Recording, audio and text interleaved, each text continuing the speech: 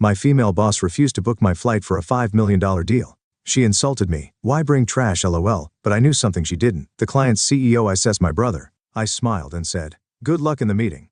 It's a $5 million deal today. Do you think I should carry the trash? Jade's remarks left me speechless. On the other end of the phone, I could hear her giggling with delight.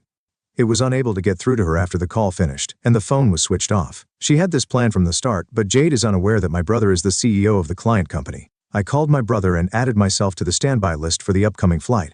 I've put up with her small-time harassment up until now, but I'm at my breaking point. Jade needs to confront reality. I'm Mary Walters and I work for a trade company in the sales division. My sales proposals are highly appreciated, and I consistently achieve the highest sales performance because of my positive outlook, strong interpersonal skills, and in-depth product knowledge. Even within the organization, I've received recognition and am frequently referred to as the ace of the sales department. Naturally though, things weren't always easy from the start. I made a lot of blunders when I first started working for the company straight after high school. Insufficient product expertise occasionally resulted in unhappy clients and unsuccessful negotiations. In retrospect, I used to detest studying and tried to land contracts by using only tactful conversation. I didn't want to continue my education after high school, so I immediately entered the workforce. I was often compared to my intelligent brother when I was a kid. I could never match his grades no matter how hard I studied. I thought my folks were subtly evaluating my performance whenever they gave him praise. I studied every day, had tutors, and even went to cram school, so I had no time for play. Nevertheless, I received a score below 600 on the set I took for college. My brother, on the other hand, received a score of almost 1,600 and was accepted to a university with greater requirements. Despite my best efforts, I was unable to outperform my brother. I was unable to live up to my parents' expectations. I started to detest studying after realizing that despite my best efforts, I would never be able to meet their expectations. I had lost interest in studying. I did not wish to experience any more misery. I was so determined that I chose to start working right out of high school instead of going to college. At the time, I believed that I wouldn't need to study if I stopped going to school, but in practice, assimilating into society required ongoing education. I used to detest it, but one day, I offered a customer a product that was better suited to their needs than what they had planned to purchase, and it completely transformed my life. I was ecstatic to see the customer grin and express his gratitude for listening to my suggestions. I could help someone by studying. Because of me, some people would grin. For the first time, I realized how much I enjoy learning because of that fact. I started studying product knowledge more than anyone else after that. My present sales performance is the outcome of all that effort. Good outcomes, meanwhile, might often draw unwelcome jealousy. I've recently attracted the attention of a problematic individual. Jade is her name. She joined our organization 6 months ago and is likewise 26 years old. She was reportedly the top salesperson in the sales division of a rival business where she previously worked. When she first joined, I was assigned to be her trainer. Nice to meet you. I'm Mary Walters. I'll be in charge of your training, Jade. Feel free to ask me anything. Really? You're my trainer. You seem kind of unreliable. Are you sure this is okay? Jade said, looking clearly dissatisfied. She seemed very confident in her abilities, almost mocking me as she looked at my face. Thinking back, I realized I had disliked Jade from this very first encounter, but work is work. Since I was assigned to train her, I had to do it properly. So I thought I was teaching her everything carefully and seriously, even including a thank you note with a shipment. Mary, are you really using such an inefficient method? Unbelievable. This product is more popular than that one, so it's better. You should know that just by thinking logically. She kept making these kinds of condescending comments. Sure, adding a thank you note takes extra effort, and some people might just throw it away without reading it. But there are also people who appreciate it, and no one feels bad about receiving a thank you note. So, I believe it's worth the effort to express gratitude for choosing our product and buying from me. As for the products, it's more important to consider what the customer wants than what's popular. For example, if a customer wants fruit rich in vitamin C, suggesting a sugary sweet just because it's popular is unlikely to lead to a sale. At worst, it might even anger the customer. Even if it doesn't go that far, suggesting acerola products which have much more vitamin C than lemons might be more satisfying than just recommending lemons because they are commonly associated with vitamin C. Engaging with customers to understand their needs and adjusting my recommendations based on their reactions is my style. Popular items are well received by many, but they might not be the best for the customer in front of me. Keeping that in mind when dealing with customers is my approach. Sure, it might be inefficient, but I didn't think it was so bad that it deserved to be laughed at from a superior position. Even if I believed I wasn't wrong, being laughed at and criticized for everything I taught was still hurtful. A month after I started training Jade, the sales results were announced as usual. I was the top performer for that month. Everyone clapped and praised me except for Jade. She glared at me with jealousy and bit her lip in frustration. From that day on, Jade's behavior towards me worsened. When I tried to teach her product knowledge, she'd mock me saying, "You're such a nerd for remembering all that detail." She even started spreading rumors that I was using my looks to get sales. Fortunately, no one believed her, but the clear malice was shocking. Had I done something to make her hate me? But Jade's training period was only a month. After that, she would be on her own and wouldn't bother me anymore. At least, that's what I thought. But I soon realized I was wrong. Her harassment didn't stop after the training period. At first it was minor things. My pen would disappear, or the sticky notes on my computer monitor would be gone. I thought I had just misplaced them, or they had blown away. But when I saw that all my schedules on the company's Shar app had been deleted, I knew it wasn't just my imagination. Other things happened too. Documents I saved in the shared folder disappeared. Faxes and mail addressed to me ended up in the shredder bin before I could read them, and calls with customers were abruptly cut off. I had been clueless about who was responsible all alone, but when the phone hung up, the culprit was finally revealed. It was Jade. It was by chance that I found out when the call with the customer suddenly got cut off. I panicked and looked around frantically. There was Jade with a smug grin on her face, holding the unplugged foam cord. Of course, something like this would interfere with work. If a call gets abruptly cut off, it would also inconvenience the customer. I asked Jade to stop harassing me, but she didn't listen at all. Do you have any proof? Proof that I did it. Don't accuse me without evidence, it's really annoying. You're so paranoid, she sneered at me, looking up from below with that mean smile. I saw her unplug the phone cord, but when it came to proof, I was at a loss. She laughed at my silence. See, you don't have any proof. Just because you have good results doesn't mean you can get cocky. For the trouble you've caused, I hope this will make up for it then. Jade reached into my bag, which was beside my desk. I was so shocked that I just stared in disbelief. She pulled out my wallet, took $5.20 bills from it, and tossed the wallet back to me. Thanks for the bonus. If you keep this up, you can accuse me all you want. Laughing loudly, Jade walked away, leaving me stunned. I thought this harassment was too much, so I consulted my boss. But without proof, my boss said it was hard to take action. Even if there was proof, if there's no malicious intent, it would be considered just a mistake, so he couldn't reprimand her too harshly. Still, my boss did caution Jade, though it seemed it wasn't very strict. As a result, Jade resented me even more. From then on, she harassed me almost daily. No matter how many times I registered my schedule, it would be deleted, and documents I created would disappear from the shared folder. Redoing schedules and recreating documents took extra time, slowing down my work. To catch up, I had to work more overtime. Since Jade started, my overtime hours had more than doubled. To avoid issues with phone calls, I told customers to email for non-urgent matters and to call me for urgent or important issues, citing problems with the office phone line. It was inconvenient for customers used to calling the office line, but it was better than having calls cut off mid-conversation. For mail and faxes that ended up in the shredder bin, I had to check the bin several times a day. It was a waste of time, but losing a customer's trust by not receiving something they sent would take far more time to fix. Building trust is hard, but losing it takes just a moment. Jade didn't seem to understand that. I've endured Jade's harassment for the past 5 months, but finally something decisive happened. It was just a few days ago. I was chosen as the main contact for a major corporation that inquired about our products. This company is one of the leading medical device manufacturers in the country with a top market share in the industry. If we secured a contract, it would be worth $1 million. Not only would I achieve this quarter's sales target, but it's also certain I'll be on the promotion track. Since it's such a big account, I'll have support as well. I was planning to choose a colleague I get along with, but Jade volunteered. Her extreme enthusiasm and self-promotion convinced my boss to assign her as my support. I didn't think I could work well with Jade, but it's work. I thought we'd both act professionally and manage to cooperate, at least on the surface. However, she didn't provide any support. Instead, she sent materials for her preferred products to the client without my permission. A close colleague discreetly informed me, so luckily it didn't become a significant issue. I quickly called the contact person, casually mentioning that I had sent some materials for products they might be interested in. I briefly explained the differences between the product Jade sent and the one they inquired about. And in the process, I identified the client's needs. I then arranged a detailed discussion. Thanks to my colleague, Jade's premature actions didn't cause major problems, and the contact person was receptive. On the appointment day, I introduced the products they inquired about, and based on our prior conversation, recommended other suitable products. During the discussion, I identified more of the client's latent needs and recommended products that better match their desires. This is my usual sales approach. Fortunately, the client appreciated my style, enjoying the detailed pros and cons of various products and finding the best fit for their company. We narrowed it down to 3 final candidates and agreed they'd consult with higher-ups. 2 days later, the contact person informed me they decided to order one of the products. After discussing quantities and terms, I prepared a quote and sent it to them. The quote amount was $5 million. The quote amount was $5 million. Jade was wide-eyed when she heard the news. Wow, that's a huge deal. I guess they went with the product I sent the materials for, right? Let me see the quote. She smirked and snatched away the estimate I had created, her smile freezing as she read it. That's only natural. I thought the chosen product wasn't the one she had sent materials for. In fact, it wasn't even among the final 3 candidates. The product she promoted didn't quite meet the client's needs. It was like asking for a red vegetable and getting an orange bell pepper. Close, but not what they wanted. She sent them the materials about that kind of product. Looks like it didn't quite match their needs this time. Jade, could you book our flights? We're scheduled for a direct meeting with a client in 2 weeks. Let's go together. When I suggested that, Jade immediately broke into a grin. I thought she had finally calmed down and felt relieved. But on the day of the meeting, I was left stranded at the airport. The meeting was scheduled for 1:00 p.m. and it was a 3-hour trip each way. I planned to meet Jade directly at the airport without going to the office. The meeting time was an hour before the flight's departure, but when the agreed time came, Jade didn't show up. I was supposed to get my ticket from her before boarding.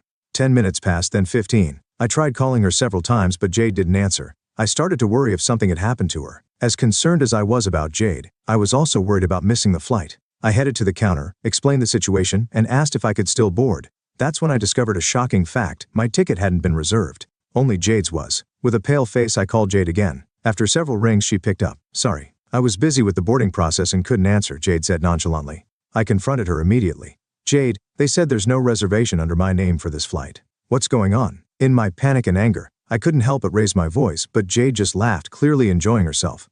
"Today is a $5 million deal. Should I bring the trash along?" Her words made my mind go blank. I could hear her gleeful laughter on the other end of the line. Then the call ended, and she turned off her phone, making it impossible to reach her. She had planned this from the start, but there's something Jade doesn't know. The CEO of the client company is my brother. I put myself on the standby list for the next flight and called my brother Kyle. I had tolerated Jade's petty harassment until now, but I couldn't take it anymore. It was time for Jade to face reality. Both the next flight and the one after that were fully booked, leaving me stranded at the airport. Then finally, it was 1:00 p.m., the time of the meeting. Not even 15 minutes had passed when my phone rang. The caller ID displayed G. The call came much sooner than I'd expected. Suppressing my laughter, I answered the phone. "Hello, where are you right now?" "We're at the airport. You should know exactly where I am," I replied. "Jade, you didn't reserve my ticket." Jade was momentarily speechless. I could even hear her grinding her teeth. "Just get here quickly. The client CEO says that if you don't come, the deal is off." Jade's panicked voice echoed through the phone. In the background, I heard a familiar voice speaking with a tense tone. Jade responded, and a video call invitation appeared on my phone. My brother had likely instructed her to switch to a video call as planned. I accepted the video call. Jade's pale face appeared on the screen, green. She turned to look at me, her face growing even paler. "The CEO and the manager? Why are both of you with that trash at the airport?" Seeing Jade's confusion, I stifled my laughter. Why were the CEO and manager here? The reason was simple. I had called them. The company I work for is one of several founded by my great-grandfather. His company, which began in retail, has now evolved into a steel company group, encompassing numerous subsidiary companies. One of them is the company I work for. The current CEO of the company I work for is my father's younger brother, my uncle. My great-grandfather was a shrewd businessman who founded many companies. He built a major corporation with a wide range of businesses, including food and beverage, fashion, telecommunications, and logistics. My brother, despite growing up in this environment, didn't rely on the legacy and started his own company. In about 10 years, he climbed the top of the industry. As a child, he was often called the reincarnation of our great-grandfather. Now I understand why I could never measure up. Back to this morning, after Jade abandoned me, I called my brother, the client CEO, and my uncle, our company's CEO. Of course, I also informed my supervisor and the manager of the department. If the person in charge couldn't attend such an important meeting, it was only natural to report it. I informed my uncle before my superiors did. This deal was worth $5 million, a significant transaction for our company. When chaos ensued, my brother said, "Let's teach the fool who came without the person in charge a lesson." With that, even the CEO and the manager decided to join. Calling someone's sister trash is quite disrespectful. "My sister, this trash is the CEO's." I heard my brother's displeased voice on the phone. Jade blinked in surprise at his words. My brother glared at Jade, who kept repeating trash, but Jade, not noticing, lit up and became even more smug. "So you were favoring her because she's your sister, Kyle? That's not good for the company. Look, I've brought a new proposal. This product is much more popular than the one that trash suggested." "Enough." Jade started her sales pitch enthusiastically, but my brother's angry voice cut her off. "I heard that after making an inquiry, our staff received a brochure for a product that didn't meet our needs. You sent it, didn't you?" Our staff was puzzled, thinking the person in charge wouldn't send such a thing, and now I understand why. "What? There is no way it didn't meet your needs. This product is really popular. So what? No matter how popular it is, if it's not what we need, it's useless." My sister, the person in charge, patiently worked with us, genuinely understanding our problems and finding solutions that suited us. She clearly explained both the advantages and disadvantages of the products. "We decided to do business with your company because we believed we could have an honest relationship with her. If you plan to replace her with someone like you, who only sees things superficially and pushes popular items without understanding the client, we will cancel this deal." Hearing my brother's angry voice, my heart swelled with emotion. I never imagined he thought so highly of my work. Knowing my brother's true feelings warmed my heart. "I deeply apologize. It's my responsibility for not supervising my subordinate properly. Our company has no intention of replacing the person in charge. We sincerely apologize for taking your time today. Could we possibly reschedule? We will ensure that Mary will be there." Hearing my brother's anger, the manager and company kept apologizing. Jade stood there, stunned and pale, not expecting this outcome. My brother then said he would let it go for the sake of the manager and company, finally resolving the situation with both sides relieved. Jade returned to the office immediately. Just before hanging up, the manager's angry voice echoed. I could faintly hear Jade's gasp. Jade, who was ordered to return immediately, came back to the office after business hours. She entered the sales floor where the Southeast manager and I were waiting. Jade looked exhausted. Her face was a mess, but I didn't feel sorry for her. It was her own doing. What is the meaning of this? As soon as Jade returned, the manager angrily confronted her. He looked ready to grab her. Sir, I was set up. Please believe me. Jade, with tears in her eyes, clung to the manager instead. She pressed her chest against his arm and looked up at him pleadingly. How? The manager, not entirely displeased, asked. Jade lowered her face sadly but gave me a wicked smile. It seemed she was plotting something again. The truth is, Mary ordered me to go alone today. I told her she was the person in charge, but she said I was being impertinent for not obeying her. Even though I'm a new hire, she threatened to harass me until I quit if I refused. Is that true? The manager looked back and forth between Jade, who was tearfully pleading, and me. Of course not. What she said isn't true. I firmly denied it. That's not true. In fact, I've been the one getting harassed by Jade. You're just making things up. You don't have any proof. Jade repeated the same words she used before, smirking smugly. She probably thought she had me cornered. I smiled sweetly at Jade, who was grinning wickedly. I do have proof. Jade's voice sounded foolish as she reacted to my words. Ignoring her, I pulled out my phone from my pocket. I opened the latest audio file. It was a recording of my conversation with Jade at the airport this morning. The exchange between Jade and me played from my phone. When it reached the part where Jade said, "Today is a $5 million deal. Should I bring the trash along?" The manager's eyebrows shot up. So it was you, Jade. You're the cause. I never said that. It's fabricated. Oh really? Then is this also fabricated? I continued playing more audio files, each one containing rude remarks Jade had made to me. Both the manager and the company frowned in displeasure. And that's not all, Jade. You've deleted documents I saved in the shared folder, erased schedules I registered in the department app, and done various other harassments, haven't you? I didn't stop lying. You don't have any proof. Show me if you do. Jade kept demanding proof, unaware that she was tightening her own noose. Don't you know our company's computers require connecting to the internal network to access shared folders and apps? Of course I know that. I'm not stupid like you. Well, that's to track who accessed what, when, and where. So if we check, it'll be clear that you deleted my documents and schedules. What? No one told me that. Dave visibly panicked at my words. Her sudden pale complexion made it clear she was guilty. What have you done? Forgetting to cover his tracks, the manager shouted angrily. Fear and panic appeared on Jade's face. Oh no, I didn't do anything. Jade continued to claim her innocence. The company was the one who ended this seemingly endless cycle. That's enough. We will conduct a thorough internal investigation on this matter. That's not true. I didn't do anything. Please believe me, sir. If you did nothing wrong, then you have nothing to worry about. In fact, this should prove your innocence. Jade fell silent at the CEO's words. If they investigated, it would be clear she had been harassing me. She wanted to convince the company by any means necessary. But when I say we will investigate, we will. This is final. Jade, you are on suspension until the investigation is complete. Do not come to the office. No way.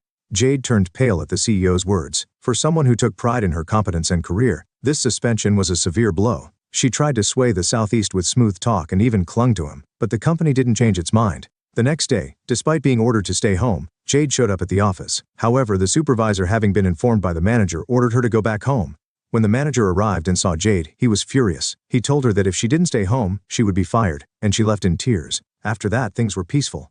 It felt like it did before Jade joined, and my work progressed smoothly. I thought the day would end without any more issues, but it didn't go that way. In the evening, the CEO, with a serious expression, summoned me to his office. Wondering what had happened, I went to the CEO's office. The manager was also there, looking grim as he stared at the computer screen. The CEO gestured for me to look at the monitor. I was shocked. The screen showed a meeting app with my brother and Jade on the other end. Mary, she says you sent her to see me. Is that true? What? Why would I send Jade to see you? I had no idea what was going on and was completely confused. My confusion must have shown on my face and in my voice as my brother sighed deeply and began to explain. The explanation was headache-inducing. After being sent home this morning, Jade must have realized she was in serious trouble, so she headed straight to the airport. She thought that if she could secure the contract with my brother's company, she would get off the hook. She bypassed the contact person at my brother's company and directly requested a meeting with him. Hearing the company name and that a woman was there to see him, my brother assumed it was me coming to apologize and had her shown to his office. Being led into the CEO's office made Jade think she had a chance. She enthusiastically pitched her product to my brother despite it being rejected the previous day for not meeting the company's needs. Then, as if that wasn't bad enough, when my brother tried to dismiss her saying there was nothing more to discuss, she clung to his arm, completely misunderstanding the situation. She pressed her chest against him. Jade tried to force the contract. That act finally made my brother furious, and he demanded, "Are you mocking me?" He called the CEO to complain. Of course, the CEO couldn't believe that Jade, who had been put on leave, was at my brother's company the very next day. After switching to a video call through a meeting app and confirming that Jade was indeed there, the CEO was enraged. He called in the manager to ask what was going on, but the manager also couldn't understand how the subordinate he sent home that morning ended up at my brother's company. Under intense questioning from 3 people, Jade, caught off guard, lied that I had ordered her to use her charm to secure the contract. I let out a big sigh. Why did Jade hate me so much? I couldn't think of a reason, but I needed to make my innocence clear. I understand the situation. Those claims are not true. In fact, yesterday, it was agreed that he would forgive us this time for Jade's outburst out of respect for the CEO and manager. Even if an apology visit was necessary, sending the offending person alone to secure the contract is out of the question. Demanding she secure the contract, that's absurd. Doing such a thing offers no benefit to our company, only disadvantages. That's true. However, given the repeated disrespect, I cannot simply let this go. My brother's words made the CEO, manager, and me all nod in agreement. We understood his position completely. Understood. What would you like us to do, President Walters? I addressed him as the CEO, not my brother, to show I understood this was a professional matter. My brother seemed to give a slight smile. Our company cannot continue business with an individual who has repeatedly caused issues, doesn't understand the problem, and shifts blame to others. Such a person is untrustworthy both professionally and personally. Are you asking us to fire Jade? When I asked for clarification, my brother nodded slightly. Wait, please, anything but that. Jade, who had been silent, suddenly cut in, realizing she couldn't let this happen. She's audacious to delegate everything. Up to this point, her face had turned to ashen. I was wrong. I apologize. I won't call you trash or mock you again. I won't delete your files or schedules daily, shred your mail and faxes before you see them, or unplug the phone while you're on a call.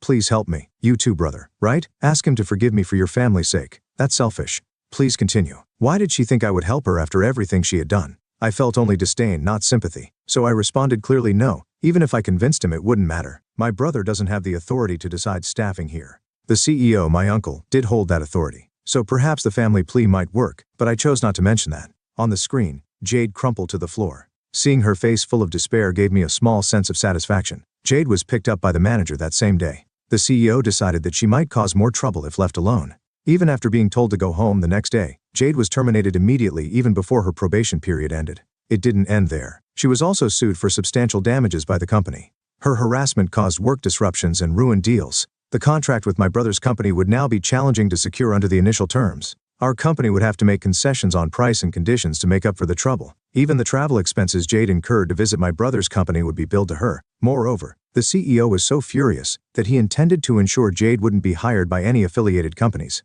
But that won't be enough. The Estelle Company Group, to which the CEO's company belongs, is a major conglomerate in various sectors, including food, fashion, telecommunications, and logistics. Finding a company in the country with no ties to Vestal would be nearly impossible. Who would want to hire someone disliked by the founder's family? Jade would likely face a tough future, paying off a significant debt without being able to find decent work. As for me, I regained peace in my life after Jade left. Having my work recognized by my brother, whom I had always felt inferior to, boosted my confidence at work. Maybe this newfound confidence was noticeable because a longtime client remarked, "You were always reliable, but lately, you seem more assured and dependable." My sales performance improved, and I was on track to achieve my best year yet. There were other positive changes as well. For the first time in a long while, I felt like visiting my family. I had avoided going home since starting my job due to my feelings of inadequacy compared to my brother. But this Thanksgiving Day, I felt like it might be nice to spend time with my parents and brother. Recent cases had made me feel that way. Would my family be pleased with my progress? Though my pace was slower than my brother's, I was still moving forward. With a mix of excitement and anxiety, I looked forward to the approaching Thanksgiving Day holiday.